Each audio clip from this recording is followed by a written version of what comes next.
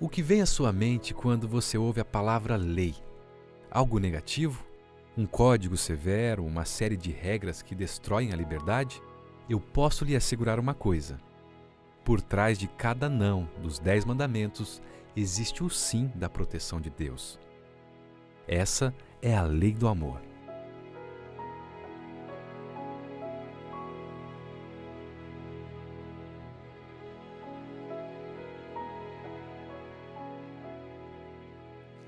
Na carta aos Romanos, capítulo 7, versos 7, 12 e 14, o apóstolo Paulo diz: Que diremos, pois? É a lei pecado? De modo nenhum. Mas eu não teria conhecido o pecado, senão por intermédio da lei. Pois não teria eu conhecido a cobiça, se a lei não dissera, não cobiçarás. Por conseguinte, a lei é santa, e o mandamento santo e justo e bom. Porque bem sabemos que a lei é espiritual. Eu, todavia, sou carnal, vendido à escravidão do pecado. Nesses versos que lemos, o apóstolo Paulo está dizendo que o objetivo da lei de Deus é apontar o pecado. Ele diz que a lei é santa, o mandamento é santo, é justo e é bom. E ainda que a lei de Deus é espiritual. Observe que, evidentemente, que não há nenhum problema com a lei de Deus. Mas onde está o problema? O problema está comigo, o problema está com você. Está com o homem, com o pecador. Por isso que Paulo diz: eu, todavia, sou carnal, vendido à escravidão do pecado. Sabe, uma coisa que eu tenho percebido, e talvez você vai concordar comigo, lamentavelmente, o mundo tem um grande preconceito em relação à lei de Deus. E isto também se verifica, por mais estranho que pareça, até mesmo entre os cristãos. Há uma acentuada resistência à lei de Deus. É verdade que a lei do Senhor nos incomoda, porque aponta nosso pecado. A lei toca em nossas feridas. Mas creia, tudo que vem de Deus objetiva o nosso bem, nossa felicidade. A lei, ela nos adverte quanto ao mal. O propósito da lei é nos orientar e nos proteger. Mas é claro que ninguém será salvo por obediência à lei do Senhor. Até porque se fosse assim, ninguém seria salvo, né? Por mais que façamos o nosso melhor, a nossa obediência nunca será perfeita. Então, creia nisso. Não tenha nenhuma dúvida quanto a esse ponto.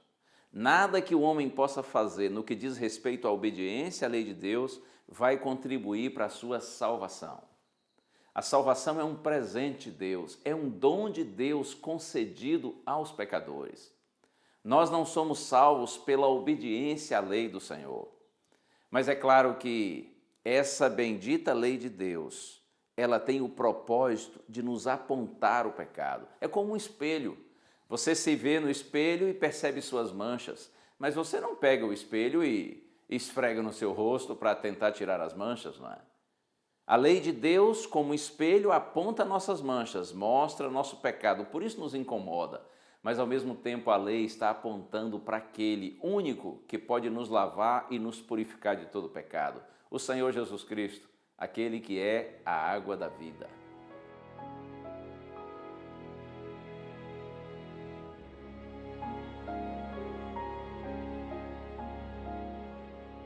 Quero compartilhar mais um texto com você. Está aqui mesmo, na carta aos Romanos, agora no capítulo 6, verso 14. Paulo diz: porque o pecado não terá domínio sobre vós, pois não estáis debaixo da lei e sim da graça. Estas palavras, muitas vezes, elas sofrem uma interpretação equivocada por parte de muitos cristãos. Aqueles que ao lerem isto, eles pensam assim: ora, se Paulo está dizendo que nós não estamos debaixo da lei e sim da graça, significa que a gente não precisa mais obedecer à lei de Deus. O povo de Deus no tempo do Antigo Testamento, sim, precisava, mas nós que vivemos na Nova Aliança, nos tempos do Novo Testamento, a gente agora está debaixo da graça e a gente não precisa mais obedecer à lei de Deus. essa interpretação não está certa. O que Paulo está dizendo quando afirma que nós não estamos debaixo da lei, sim da graça, é no sentido de que, se você está sob a graça do Senhor Jesus, a sua bendita graça, então você não está mais sob a condenação da lei. Porque aquele que está no pecado está condenado, mas aquele que está em Cristo, sobre a graça de Cristo, então pelo Senhor é perdoado. Aquele que está em Jesus, ele está ao alcance da salvação que a graça do Senhor bondosamente nos oferece. Quando o pecador está em Cristo, então, aos olhos de Deus, ele está numa nova condição, ele vive uma nova realidade. Mas olha, cuidado, nunca pense que a graça de Deus é uma liberação para a gente pecar. É só lermos o verso seguinte, Romanos 6,15. E daí, diz Paulo, haveremos de pecar porque não estamos debaixo da lei e sim da graça? De modo nenhum. Paulo pergunta e ele mesmo responde de forma enfática. Nós vamos pecar porque não estamos mais debaixo da lei e sim da graça, porque não estamos mais condenados pela lei de Deus, uma vez que fomos perdoados pela graça do Senhor, agora nós vamos pecar? De modo nenhum. A graça de Deus, nunca se esqueça disso, não é liberação para a gente pecar. E eu quero compartilhar mais um texto. Vamos à palavra. O poder está na palavra de Deus. Já abri a minha Bíblia aqui na carta aos Efésios agora. Capítulo 2, vou ler primeiramente os versos 8 e 9. E, aliás, no estudo que nós fizemos sobre Paulo e a cruz, eu li esses versos. Vou relê-los, comentar um pouquinho e nós vamos avançar para o verso seguinte. Está escrito, porque pela graça sois salvos mediante a fé, isto não vem de vós, é dom de Deus, não de obras para que ninguém se glorie. O texto é muito claro, não é? Paulo diz, olha, pela graça nós somos salvos. A graça de Deus é a causa, é a fonte da nossa salvação, é o favor imerecido.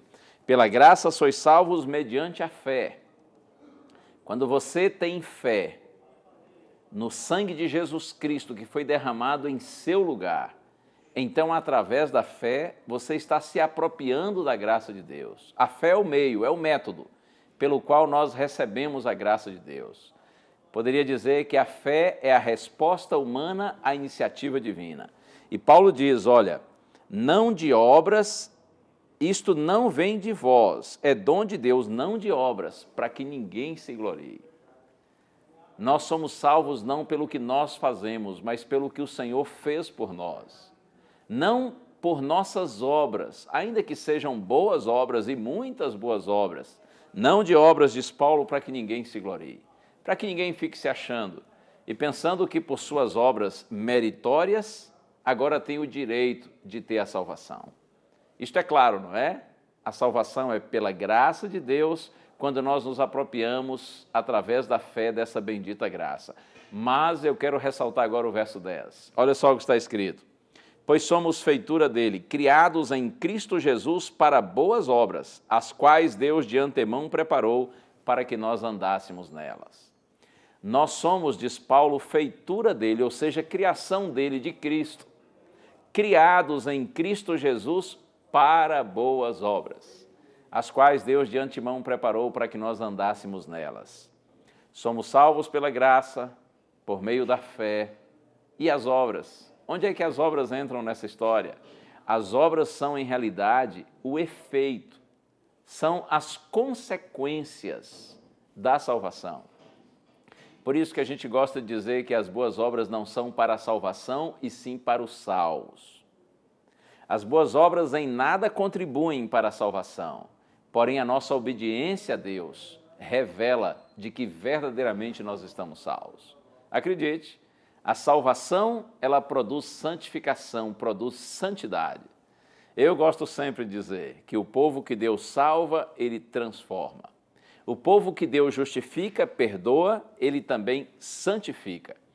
A genuína justificação pela fé, ela produz santificação, ela produz santidade. Quanto mais nós andamos com Cristo pela fé e procuramos seguir a sua palavra, então mais parecidos com o Senhor Jesus nós nos tornamos. Daí a razão porque nós passamos a ser obedientes a Deus, inclusive à santa lei do Senhor.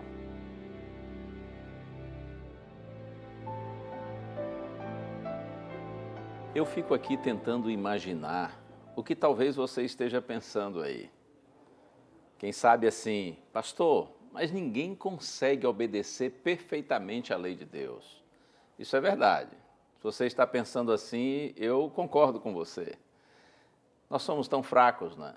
As marcas do pecado em nós são tão fortes. A gente de repente consegue obedecer uns mandamentos, mas já está desobedecendo outros.